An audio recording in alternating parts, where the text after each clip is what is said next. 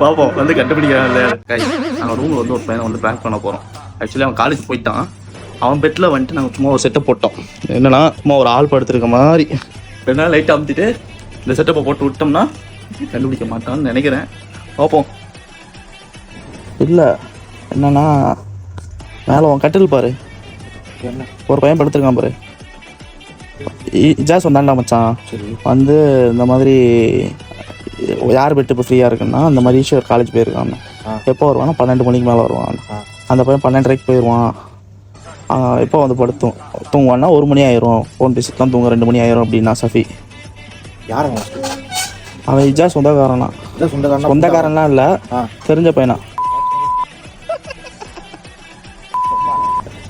நானே பசி பார்த்தோன்னே நம்பிட்டியா? ஆமாம், நானே செம்ம டயர்டாக வரேன். மூன்றம் எனக்கு அந்த மெட்ரோவில் எனக்கு உட்கார அப்படியே என்னடா பண்ணி வச்சுருக்கீங்க கால் மாதிரி?